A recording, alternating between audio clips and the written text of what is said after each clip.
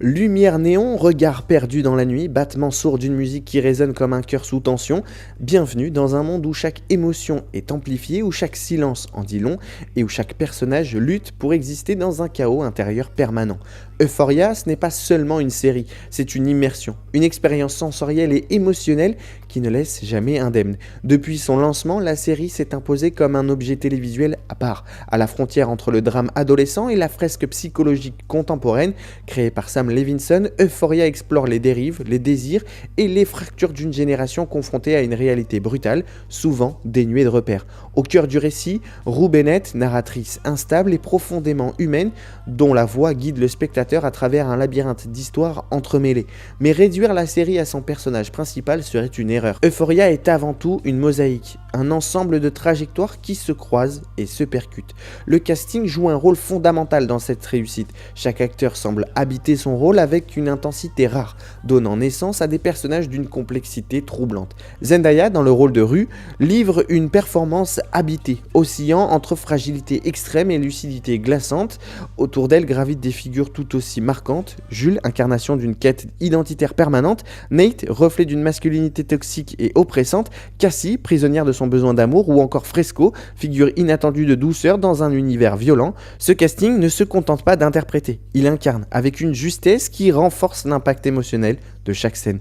La première saison pose les bases avec une précision chirurgicale. Dès le premier épisode, le spectateur est plongé dans l'esprit de Rue, fraîchement sorti de désintoxication, mais déjà au bord de la rechute. La narration fragmentée permet de consacrer chaque épisode à un personnage différent, offrant une profondeur rare. On découvre progressivement les traumatismes, les contradictions et les failles de chacun. La relation entre Rue et Jules devient rapidement le cœur émotionnel de la saison, oscillant entre amour, dépendance et illusion. Parallèlement, la série aborde des thématiques lourdes: addiction, sexualité, violence, pression sociale, identité. Chaque intrigue est traitée sans filtre, avec une esthétique léchée qui contraste violemment avec la dureté du propos. La saison 1 se distingue par sa capacité à capturer l'instant, à figer des émotions brutes dans des tableaux presque irréels. Elle se termine sur une note ambivalente, laissant Rue dans un état de rechute, symbolisant l'échec d'un cycle qu'elle semblait prête à briser. La saison 2 adopte une approche différente, plus sombre, plus introspective. Là où la première saison construisait, la saison 2 déconstruit. Rue devient encore plus instable, son addiction prenant une place centrale et destructrice. La narration se fait plus chaotique, reflétant son état mental. L'épisode centré sur son intervention reste l'un des moments les plus marquants de la série, d'une intensité presque insoutenable. En parallèle, les autres personnages évoluent, souvent de manière tragique. Cassie s'enfonce dans une spirale émotionnelle destructrice, cherchant désespérément validation et amour. Nate, toujours aussi imprévisible, révèle de nouvelles facettes de sa personnalité, oscillant entre contrôle et vulnérabilité. Fresco, quant à lui, gagne en profondeur, notamment à travers son passé, exploré avec une sensibilité inattendue. Visuellement, la saison 2 pousse encore plus loin l'expérimentation. La photographie devient plus granuleuse, plus cinématographique, abandonnant en partie les néons pour une esthétique plus brute.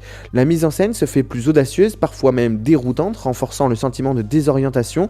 Cependant, cette ambition a un prix. La structure narrative perd en cohérence, certaines intrigues semblent abandonnées ou sous-exploitées et le rythme devient inégal. Malgré ça, la saison 2 reste une œuvre puissante, marquée par des performances d'acteurs exceptionnelles et une volonté constante de repousser les limites. Alors que la saison 3 s'apprête à arriver le 12 avril sur HBO, l'attente est à la hauteur des enjeux.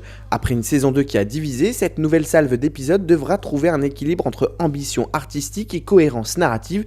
Les questions sont nombreuses. Rue parviendra-t-elle enfin à se stabiliser? Les relations brisées pourront-elles être reconstruites? La série choisira-t-elle de poursuivre dans une direction expérimentale ou reviendra-t-elle à une structure plus classique? Cette saison 3 représente un tournant, une opportunité de redéfinir l'identité de la série tout en concluant potentiellement certains arcs narratifs majeurs. Ce qui fait la force d'Euphoria, c'est avant tout sa capacité à capturer une vérité émotionnelle. La série ne cherche pas à plaire, elle cherche à montrer, à exposer des réalités souvent ignorées, à donner une voix à des expériences marginalisées. Son esthétique reconnaissable entre mille participe à cette identité forte. Chaque plan est pensé, chaque lumière est travaillée, chaque silence est significatif, mais cette force peut aussi devenir une faiblesse. À force de stylisation, la série frôle parfois l'excès, au point de diluer diluer son propos, certaines intrigues manquent de résolution, certains personnages disparaissent sans véritable conclusion, laissant un sentiment d'inachevé. Le message global d'Euphoria reste pourtant clair, il s'agit d'une exploration de la vulnérabilité humaine,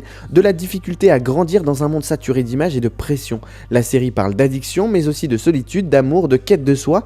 Elle ne propose pas de solution, elle pose des questions, et c'est peut-être là sa plus grande réussite. Alors, faut-il voir la saison 3 ? La réponse dépend en grande partie de ce que l'on attend d'Euphoria. Si l'on recherche une narration classique, structurée avec des arcs clairement définis, la série pourra continuer à frustrer. Mais si l'on accepte son caractère expérimental, son approche sensorielle et émotionnelle, alors cette nouvelle saison s'annonce incontournable. Elle représente une suite logique, mais aussi une promesse, celle d'aller encore plus loin dans l'exploration de ses personnages et de ses thématiques.